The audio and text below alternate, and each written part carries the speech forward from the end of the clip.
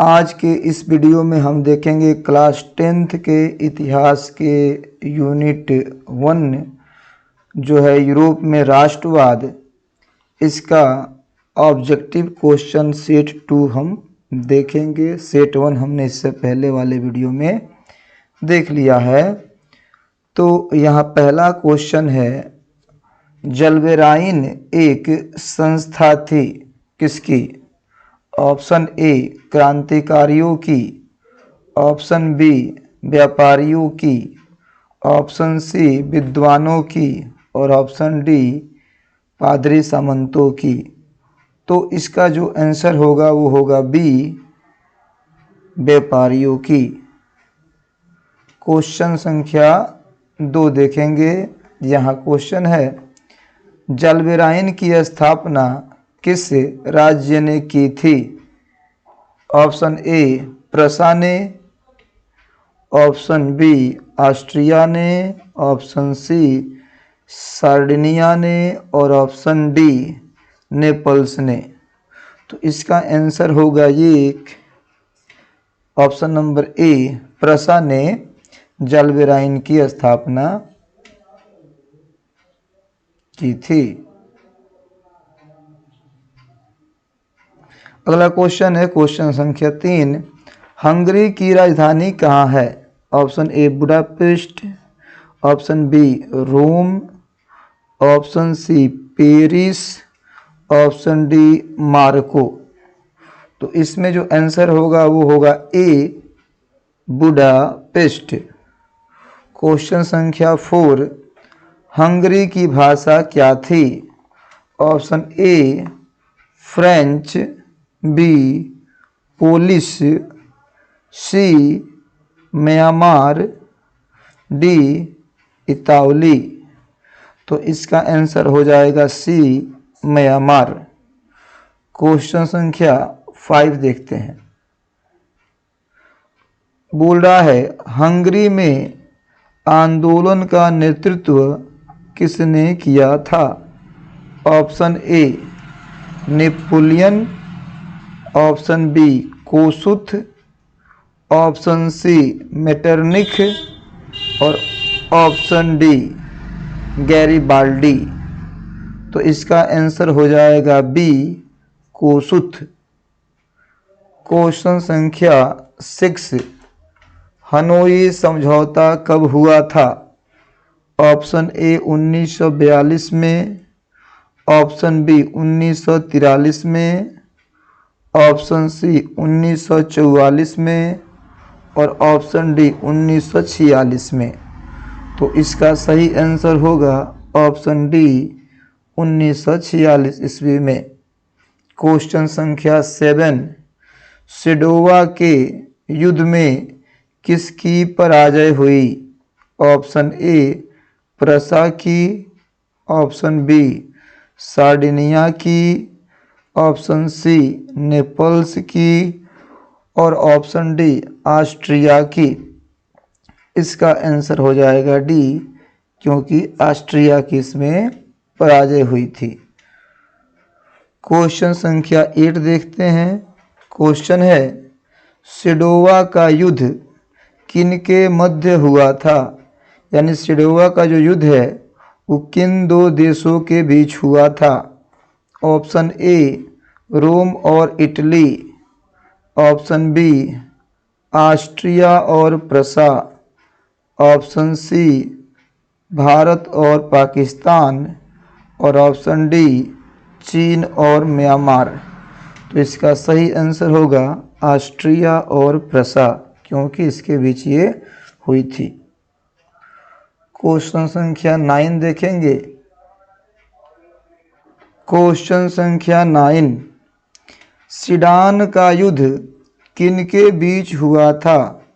Option A Austria और प्रसा के बीच, option B प्रसा और डेनमार्क के बीच, ऑप्शन सी प्रसा और फ्रांस के बीच और ऑप्शन डी इटली और रोम के बीच।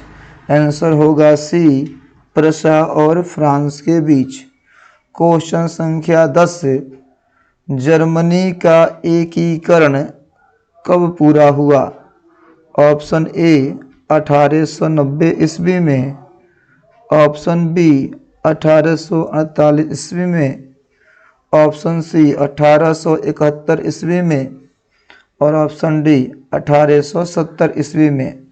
तो यहाँ सही आंसर होगा ऑप्शन सी 1871 ईस्वी में। क्वेश्चन संख्या 11, जर्मन राइन राज्य का निर्माण किसने किया था? जर्मन राइन राज्य का निर्माण किसने किया था? ऑप्शन ए लुई 18वां, option B Napoleon Bonaparte, option C Napoleon तृतीय और ऑप्शन डी बिस्मार्क। तो इसमें सही आंसर होगा नेपोलियन बोनापार्ट, क्योंकि इसी ने जर्मन राइन राज्य का निर्माण किया था। क्वेश्चन संख्या 12, यूनान के स्वतंत्रता संग्राम में किसकी हार हुई? ऑप्शन ए रूस की, बी फ्रांस की, सी यूनान की और डी तुर्की की। तो इसमें आंसर होगा डी तुर्की की, इसमें हार हुई थी। क्वेश्चन संख्या 13, क्रीमिया का युद्ध कब हुआ था? ऑप्शन ए 1840 ईस्वी में, ऑप्शन बी 1845 ईस्वी में, ऑप्शन सी 1853 से 1854 ईस्वी में और ऑप्शन डी 1856 ईस्वी में। तो सही आंसर होगा सी 1853 से 54 ईस्वी में। क्वेश्चन संख्या 14 देखेंगे। क्वेश्चन है, कार्बोनरी की स्थापना कब हुई थी? ऑप्शन ए 1800 ईस्वी में, ऑप्शन बी 1805 ईस्वी में, ऑप्शन सी 1808 ईस्वी में और ऑप्शन डी 1810 ईस्वी में। तो इसका आंसर होगा ऑप्शन डी 1810 ईस्वी में। क्वेश्चन नंबर 15 देखेंगे। काउंट काबूर को विक्टर इमानुअल ने किस पद पर नियुक्त किया? काउंट काबूर को विक्टर इमानुअल ने किस पद पर नियुक्त किया? ऑप्शन ए सेनापति के पद पर, ऑप्शन बी फ्रांस में राजदूत, ऑप्शन सी प्रधानमंत्री के पद पर और ऑप्शन डी गृह मंत्री के पद पर। तो इसका आंसर होगा सी प्रधानमंत्री के पद पर। अगला क्वेश्चन 16 नंबर, राष्ट्रवाद की अवधारणा का जन्म किस घटना से माना जाता है? ऑप्शन ए धर्म सुधार आंदोलन, ऑप्शन बी फ्रांस की क्रांति, ऑप्शन सी पुनर्जागरण और ऑप्शन डी गौरवपूर्ण क्रांति। तो सही आंसर होगा बी फ्रांस की क्रांति। क्वेश्चन संख्या 17, रक्त और लौह की नीति का अवलंबन किसने किया था? रक्त और लौह की नीति का अवलंबन किसने किया था? Option A Mazzini, option B Hitler, option C Bismarck और ऑप्शन डी विलियम प्रथम। आंसर होगा सी बिस्मार्क। क्वेश्चन संख्या 18, लाल कुर्ती का गठन किसने किया था? ऑप्शन ए बिस्मार्क ने, ऑप्शन बी मेजनी ने, ऑप्शन सी काबूर ने और ऑप्शन डी गैरीबाल्डी ने। इसका आंसर होगा डी गैरीबाल्डी ने। क्वेश्चन संख्या 19 की तरफ चलेंगे और क्वेश्चन संख्या 19 है, फ्रैंकफर्ट की संधि कब हुई थी? ऑप्शन ए 1863 ईस्वी में, ऑप्शन बी 1864 ईस्वी में, ऑप्शन सी 1871 ईस्वी में और ऑप्शन डी 1872 ईस्वी में। तो इसका आंसर हो जाएगा सी 1871 ईस्वी में। क्वेश्चन संख्या 20, वर्साई की संधि कब हुई थी? ऑप्शन ए 1918 ईस्वी में, ऑप्शन बी 1919 ईस्वी में, ऑप्शन सी 1920 ईस्वी में और ऑप्शन डी 1923 ईस्वी में। आंसर होगा इसका बी 1919 ईस्वी में। क्वेश्चन संख्या 21, मारियान किस देश के राष्ट्रवाद का प्रतीक था? मारियान किस देश के राष्ट्रवाद का प्रतीक था? Option A France, option B Germany, option C Italy और ऑप्शन डी रूस। आंसर होगा ए नंबर फ्रांस। क्वेश्चन संख्या 22, इंग्लैंड का कौन कवि यूनानियों की स्वतंत्रता के लिए यूनान में ही शहीद हो गया? Option A Shakespeare, option B Lord Byron, option C Milton और ऑप्शन डी इनमें कोई नहीं।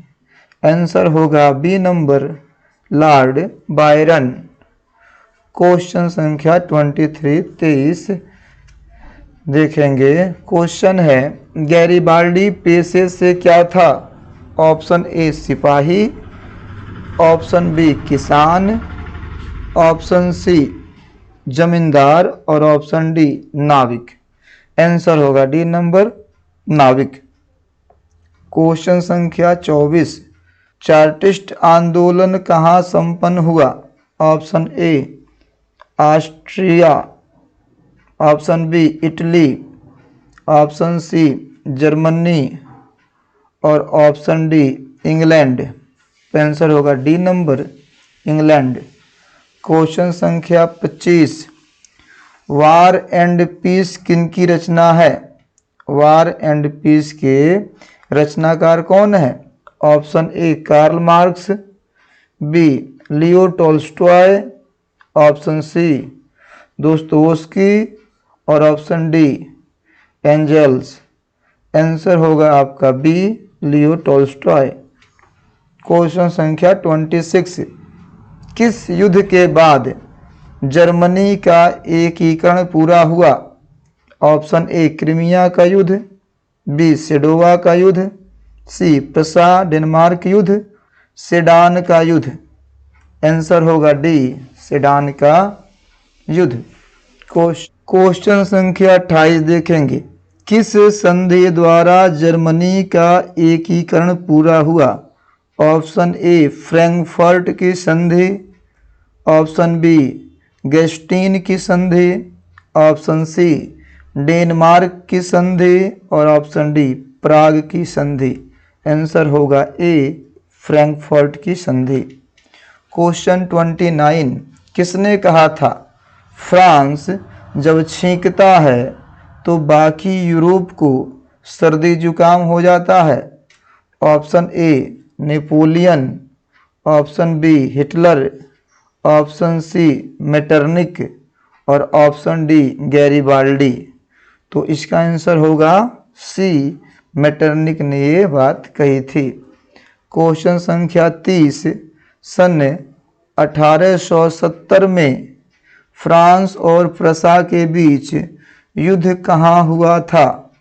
ऑप्शन ए सीडान में, बी सेडोवा में, सी साइडाइन में और डी फ्रैंकफर्ट में। आंसर होगा ए सीडान में। क्वेश्चन संख्या 31, 1829 ईस्वी की एड्रियानोपुल की संधि किस देश के साथ हुई? ऑप्शन ए तुर्की और रूस, ऑप्शन बी तुर्की और ब्रिटेन, ऑप्शन सी तुर्की और ब्रिटेन और ऑप्शन डी तुर्की और मिस्र। यहाँ कर लीजिए तुर्की और पोलैंड।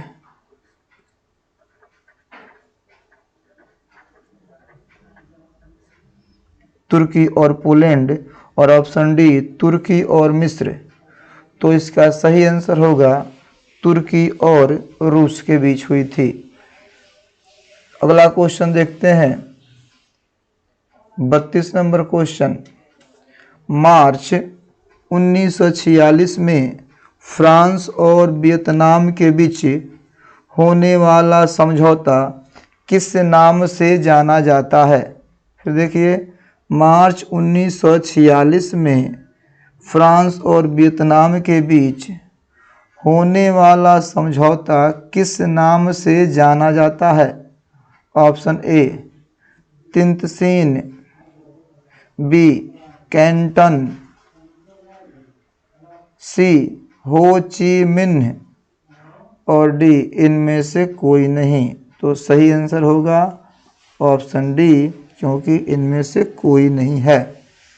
Question number 33। 1830 के क्रांति के बाद फ्रांस में किस प्रकार का शासन स्थापित हुआ? ऑप्शन ए संघीय शासन व्यवस्था, ऑप्शन बी संवैधानिक राजसंघ, ऑप्शन सी निरंकुश राजतंत्र और ऑप्शन डी गणराज्य। आंसर होगा बी संवैधानिक राजतंत्र। अगला क्वेश्चन देखेंगे, क्वेश्चन नंबर 34 और इसमें बोल रहा है किसने अपनी कूटनीति के बल पर इटली की समस्या को संपूर्ण यूरोप की समस्या बना दिया? Option A Count Cavour, option B Garibaldi, option C Mazzini और ऑप्शन डी विक्टर इमैनुअल। तो सही आंसर होगा काउंट काबूल। क्वेश्चन नंबर 35 देखेंगे, जो कि लास्ट क्वेश्चन है।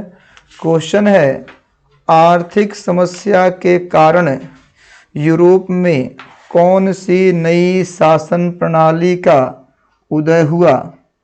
ऑप्शन ए साम्यवादी शासन प्रणाली, ऑप्शन बी लोकतांत्रिक शासन प्रणाली, ऑप्शन सी फांसीवादी नाजीवादी शासन और ऑप्शन डी पूंजीवादी शासन प्रणाली।